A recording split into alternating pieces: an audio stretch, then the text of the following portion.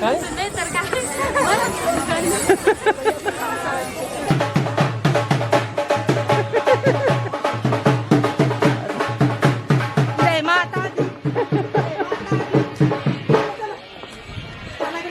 जाऊ दे ना.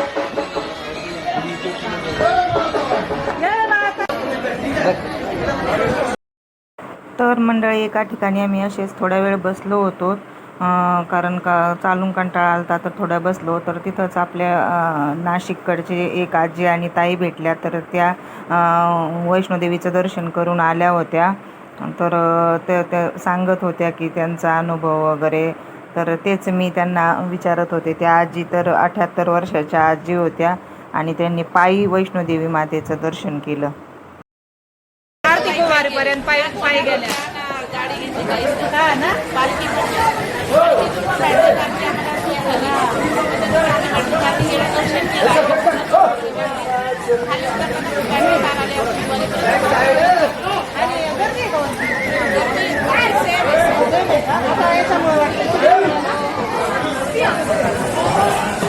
तर आपण पण बघूया आता वरती आलो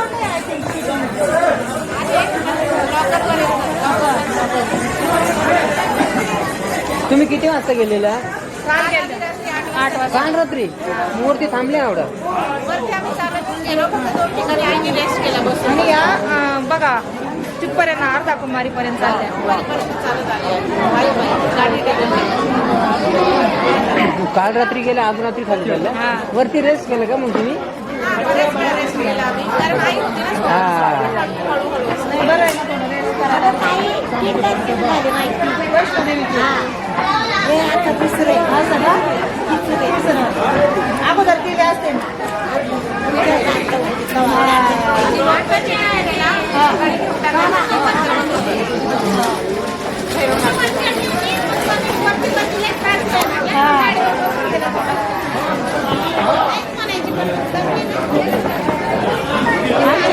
फर्स्ट ट्रिप आहे आता.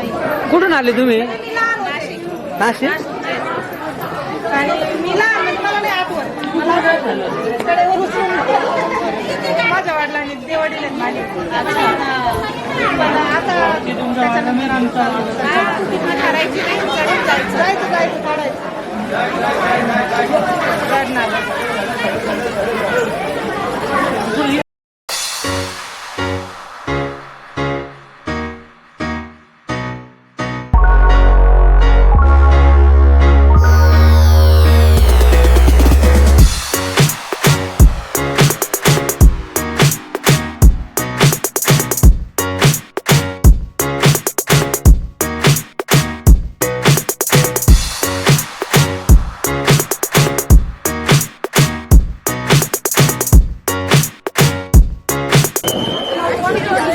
इथं पिण्यासाठी पाणी प्रत्येक ठिकाणी ठेवलेलं असतं.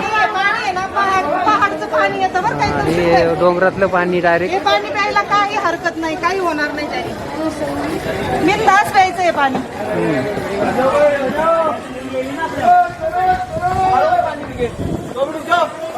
किती बॉटल्स घेऊ? दोन्ही पण घे भरून.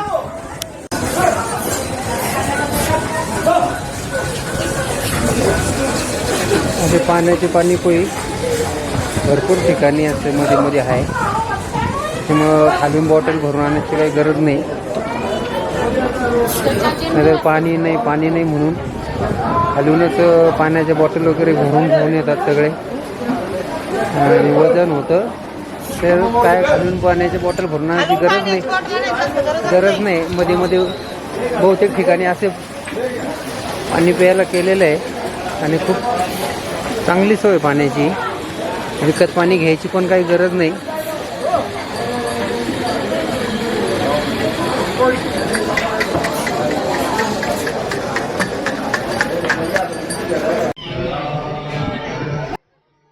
तर मंडळी फायनली इथून आम्हाला जे आपलं वैष्णोदेवीचं भवन आहे त्याचं दर्शन झालं लांबून. आम्ही तिथून म्हणजे अर्ध्याच्या वरती पोहोचलो होतो. तर आम्हाला तिथं छान असं मस्त लायटिंग वगैरे दिसलं लांबूनच. म्हणजे आपलं वैष्णोदेवीचं भवन त्याचा जो नजारा आहे तो आम्ही कॅप्चर केला आहे. तर खूप असं मस्त वाटलं. आम्ही थोड्या वेळ तिथंच थांबलो, ते दर्शन वगैरे बघितलं.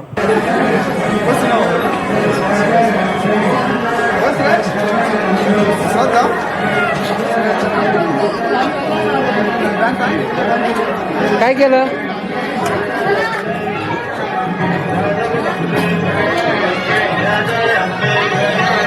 जय माता दी, जय माता दी, जय माता दी. प्रेम से बोलो. तुम्ही आले आता आमच्या फोटोत, तुम्ही आले फोटोत आमच्या. हा. तर मंडळी, ही जी पालखी घेऊन जाणारे जे लोक आहेत, तर त्यांची चालण्याची एक पद्धत आहे बघा. हे सोबत उजवा पाय तर उजवाच पाय अगोदर सगळे उचलतात, आणि नंतर डावा पाय, म्हणजे असे व्यवस्थित असा पाय उचलून ती जी पालखी आहे ती बॅलन्स करतात. तर ते आम्हाला खूप असं विशेष वाटलं.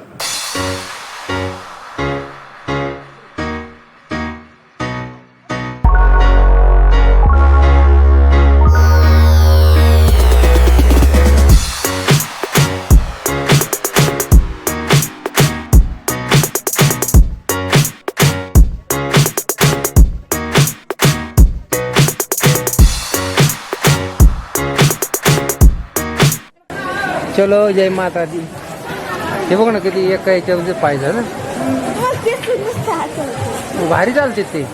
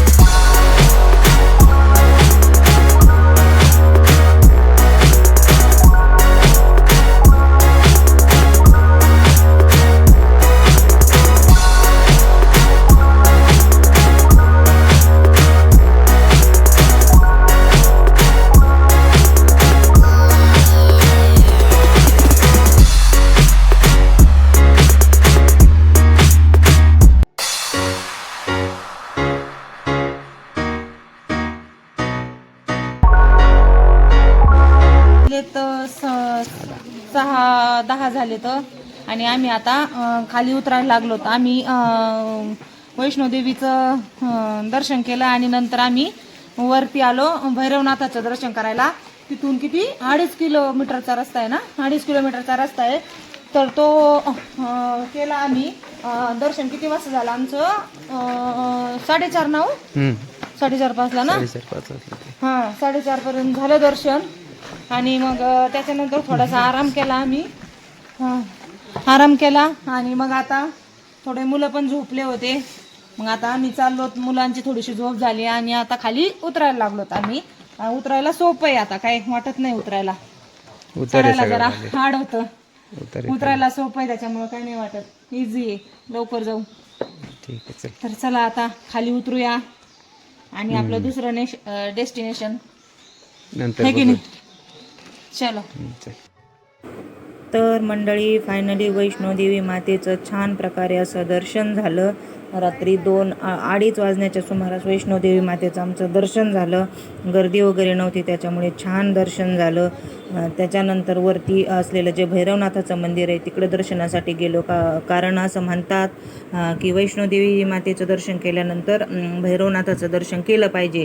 तर म्हटलं आता इतक्या लांब आपण आलो, देवीचं दर्शन घेतलंय, तर नाथांचं पण दर्शन घेऊया. पाय खूप दुखायला लागले होते, पण तरीसुद्धा आम्ही गेलोत हळूहळू चालत. आम्ही रात्रीचा प्रवास केला, त्याच्यामुळे आम्हाला काही एवढं जास्त वाटलं नाही. कधी सकाळ झाली ते कळलंच नाही. आणि भैरवनाथाचं दर्शन आमचं 4-4:30ला होऊन आम्ही तिथं 1-1.5 तास छान आराम केला, थोड्या वेळ बसलो. आणि नंतर मग सकाळ झाली, 6 वाजले आणि दिवस उजडला. तर मग म्हटलं आता चला खाली उतरूया, कारण मग आपण 4-5 वाजेपर्यंत आपण खाली उतरू. तर मग आम्ही इथंच जे भैरवनाथाचं दर्शन केल्यानंतर त्याच्या बॅक साईडलाच लगेच खाली उतरण्यासाठी रस्ता आहे, असा सपाट रस्ता आहे. तर त्या रस्त्याने आम्ही उतरलो आणि उतरायला आम्हाला काय एवढा जास्त त्रास झाला नाही. चढायला मला जरा त्रास वाटला, कारण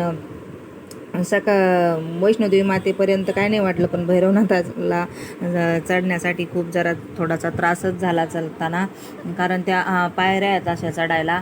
तर एक पायरी चढायची, त्याच्यामुळे पाय खूप नंतर दुखायला लागले होते. पण शेवटी आम्ही भैरवनाथाचं दर्शन हे घेतलंच. आणि नंतर मग आम्ही खाली आलो. अर्धकुमारीवर आम्ही छान जेवण वगैरे केलं मस्त. आणि तिथंच आम्हाला जवळजवळ 4 वाजले असतील. अर्धकुमारीवरच जेवण वगैरे केलं आम्ही चांगलं, तिथं जरा आराम पण केला. आणि नंतर आम्ही आमच्या हॉटेलला वगैरे गेलो तिथं. आणि मग आमचे सगळे बॅग्स वगैरे आवरल्या आम्ही. आणि नंतर मग बॅग्स वगैरे आवरून आपलं रेल्वे स्टेशनला जाण्यासाठी आम्ही रेडी झालो. तर आता इथं होतो आम्ही, यावरती जे टावर्स आहेत ना तिथं होतो. आणि आता तिथून आलो तर आम्ही इतक्या खाली ते तिथं आलो. सकाळी 6 वाजता तिथं होतं सांग. हा, सकाळी 6ला तिथं होतं ना. आता किती वाजले? 10 वाजलेत. आणि 10 वाजता आलो. आता अजून अर्धकुमारी पर्यंत पण नाही आलो. आता येईल अर्धकुमारी, मला वाटतं 1-2 किलोमीटर आहे ना. चला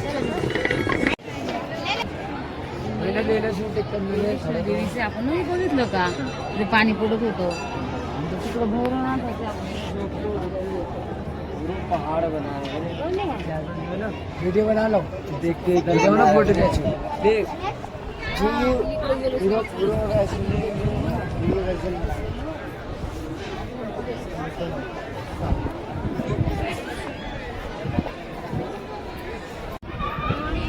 क्या नज़ारा है।